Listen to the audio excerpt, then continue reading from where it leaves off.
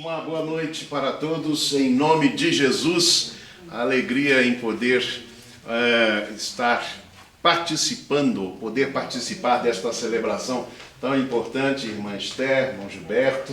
Alegria enorme de poder participar desta celebração, né? Eu que cheguei bem tarde na vida de vocês, conheci vocês há bem pouco tempo, né? Mas Deus me dá esse privilégio de, estando vocês aqui em Brasília, a gente poder celebrar juntamente com vocês essa data tão especial. Alegria também de rever tantos queridos e amigos, irmãos queridos aqui de Brasília. Alegria enorme poder participar. Eu queria aqui mencionar, né, nós já temos aqui mais de 60 pessoas participando aqui no canal da Igreja Batista da Graça em Brasília. Minha saudação a você. Eu normalmente faço uma saudação nominal, vou mencionando aqui, mas eu não vou fazer isso, porque essas 60 pessoas representam mais ou menos, os 60 acessos representam mais ou menos umas 90 pessoas, né? Junto com o grupo que nós temos aqui, nós temos mais ou menos uns 100 participantes deste culto, desta celebração, viu? É o número que vocês alcançaram aí nesta celebração, né?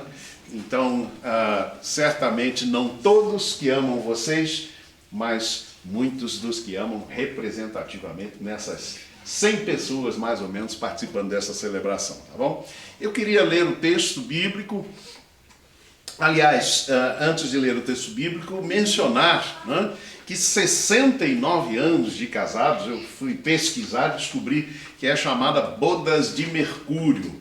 Curiosamente, não sei porquê, mas depois de uma certa, depois dos 50 anos de casado, né, pelo menos essa informação foi que cheguei, é que passa a se comemorar só de 5 em 5 anos. Eu achei estranho isso, porque nos primeiros anos de casados, né, o pessoal comemora primeiro ano, segundo ano, terceiro ano, não sei se primeiro ano é bodas de papel, parece que é isso, depois bodas de madeira, depois de algodão, 3 anos, e assim vai. Né? O pessoal celebra muito quem está começando, mas parece que se esquece de celebrar quem já tem 69 anos de vida conjugal, né?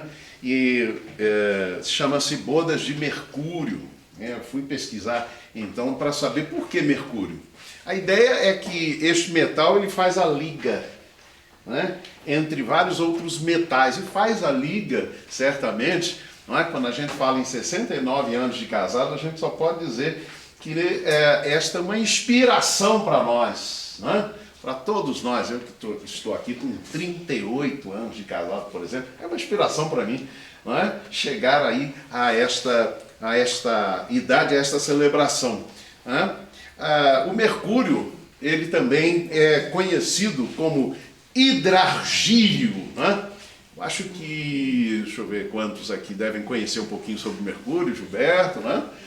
O Gustavo, aliás, Gustavo conhece bastante, o Elbert também, com certeza, conhece bastante desse assunto, né?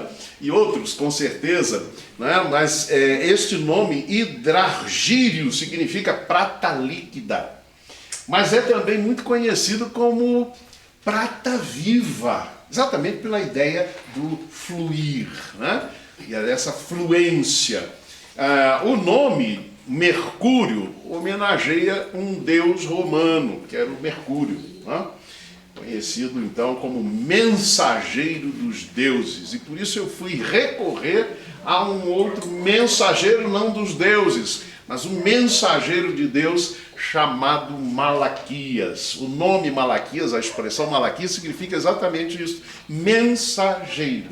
E mensageiro, obviamente, da palavra do Senhor e do Senhor. E eu queria refletir com vocês rapidamente sobre o texto de Malaquias 3,3, que diz assim: o Senhor Deus assentar-se-á como fundidor e purificador de prata, e purificará os filhos de Levi, os refinará como ouro e como prata, até que tragam ao Senhor ofertas em justiça.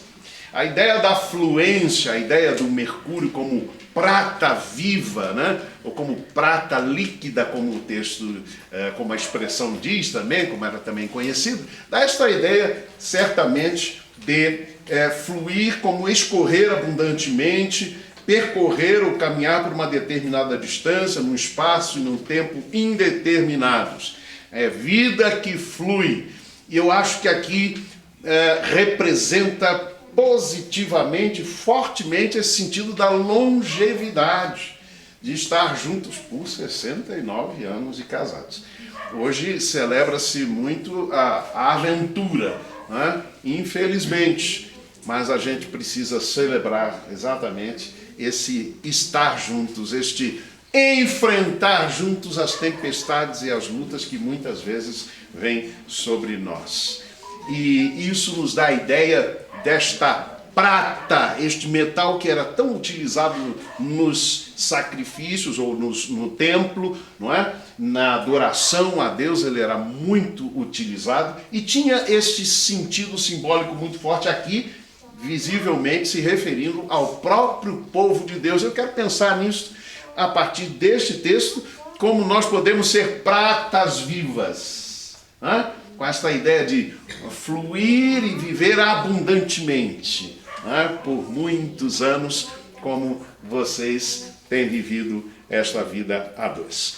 Há nesse texto um ensino muito claro de que a prata viva ela é purificada através do fogo. Através do fogo. O refinamento de que fala o texto representa exatamente este sentido, né? A prata é purificada e é refinada no fogo. Vejam que no refinamento da prata é preciso que segure-se a mesma bem no centro da chama, onde é mais quente, e assim queimam-se as impurezas e faz-se então a purificação, o refinamento da prata. Ela precisa estar lá no meio do fogo, né? O ourives ou o fundidor, no caso aqui como aparece no texto bíblico, ele precisa deixar exatamente a prata ali bem no meio da chama, onde é mais intenso o calor. E aí nós pensamos em 3 sentidos de fogo na Bíblia. O primeiro sentido me lembra aquela expressão que está lá em Cantares de Salomão, né? Quando se fala do amor, né? Como chama divina. Como chama divina.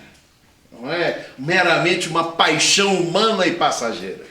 O amor bíblico, o amor ágape, que invade o nosso coração e o nosso amor meramente humano, ele certamente é esta chama de Deus. A prata, para ser viva, precisa deste amor divino, né? Deste amor ágape, está lá em 1 Coríntios capítulo 13, como o princípio da excelência na vida. Às vezes a gente briga tanto por tantas coisas, né? Por status, por posições. Era o que acontecia na igreja de Corinto, quando Paulo então escreveu em 1 Coríntios capítulo 12, verso 31, ele diz: vocês estão correndo atrás de tantas coisas que parecem os maiores dons para vocês, eu vou mostrar a vocês o caminho da excelência. Para ser prata viva, a gente precisa certamente deste amor divino percorrendo e invadindo o nosso coração, que certamente invadiu a vida de vocês nesses 69 anos de vida conjugal. Mas fogo também tem o sentido de juízo de Deus. Muitas vezes aparece na Escritura como este juízo de Deus, mas como disciplina da parte de Deus. A prata, para ser pura, para ser viva, para ser refinada, ela precisa certamente desta disciplina de Deus que vai nos ensinando o caminho, que vai nos mostrando o caminho da verdade. Olha o que diz o Salmo de número 12, verso 6. As palavras do Senhor são palavras puras, como prata refinada em cadinho de barro. Nós somos esses potes de barro, frágeis, mas a palavra do Senhor em nós vai nos transformando dia a dia em prata viva, em prata líquida, né? Nesse sentido aqui que o texto nos diz. Em Salmo 25:4 diz também: tira da prata a escória e sairá um vaso para o fundidor. Então tem esses 2 sentidos do fogo que refina a prata, que torna a prata viva, nesse sentido de fogo não apenas como o amor de Deus que penetra nossos corações, a chama divina, mas também este fogo que está ligado à disciplina do Senhor, ao ensino do Senhor através da sua palavra, que vai nos tornando cada dia mais pratas vivas. Mas há um sentido também que são as lutas e desafios, né? Vocês certamente, 69 anos de vida conjugal, né? Um pouquinho da história que a gente pôde ver, perdendo filhos, né? Essas dores que certamente vieram e outras lutas que a gente desconhece, mas que certamente vocês têm em memória, né? Elas muitas vezes causam em nós aquele enfraquecimento, mas no servo de Deus, estas provas, este fogo das provas, pode ser certamente bênção para nos fazer crescer. Como não dizer que neste meio dessa pandemia, né, 9 meses de pandemia e de isolamento, e ainda estamos vivendo nesse desafio, quantas coisas nós não aprendemos.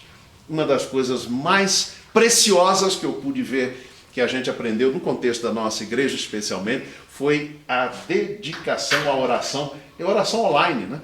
Então a gente tem tido aí, por exemplo, plantão de oração todos os dias, 12h15 até 12h45, a gente está tendo uma assistência de 30, 40, 50, às vezes 80 pessoas participando daqueles 30 minutos de oração ali. Quanta gente não abriu o coração, né, para a experiência da oração, da dependência de Deus no meio desta pandemia, no meio deste fogo abrasador que veio sobre nós, né? O Egito, por exemplo, a escravidão no Egito foi chamada na Bíblia de a fornalha de fogo. A fornalha de fogo. Então, o fogo purifica e refina a prata, tornando-a prata viva. Mas a prata viva também é, aqui no texto, vigiada o tempo todo pelos olhos do divino fundidor. O ourives, quando coloca a prata lá no meio do fogo, ele precisa ficar de olho na prata. Por quê? Porque se passar do ponto, a prata estraga, a prata pode se perder.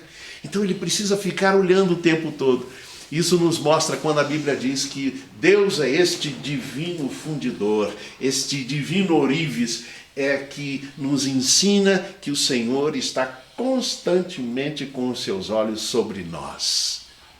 E certamente diante dos irmãos, acompanhando os irmãos, nesses 69 anos de vida conjugal, os olhos do Senhor sempre estiveram postos, guardando, protegendo e conduzindo a vida de vocês. Isto é fundamental quando a gente lê lá em 2 Crônicas, capítulo 7, quando se fala da inauguração do templo do Senhor, se diz, o Senhor dizendo, os meus olhos, meu coração, meus ouvidos estão postos sobre a casa, sobre esta casa, se referindo ao templo, mas se referindo especialmente ao templo espiritual que somos todos nós. Os olhos do Senhor estão sobre nós. Como diz um hino que a gente canta muito em nossa igreja, Deus sabe, Deus ouve, Deus vê.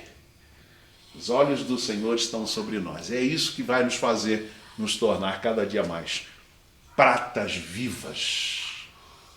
O último aspecto que eu chamo a sua atenção é que a prata viva ela está purificada quando reflete a imagem do divino fundidor. Alguém perguntou a um fundidor, a um ourives, né, quando você sabe que a prata já está plena e completamente refinada? E o ourives respondeu, essa é fácil, é quando eu consigo ver a minha imagem na prata, refletida na prata. Nós fomos criados à imagem e semelhança de Deus, mas o pecado veio e afastou o homem de Deus, prejudicou a imagem de Deus no ser humano. Tanto assim que no livro de Gênesis vai dizer que, por exemplo, Sete gerou um filho à sua imagem e semelhança.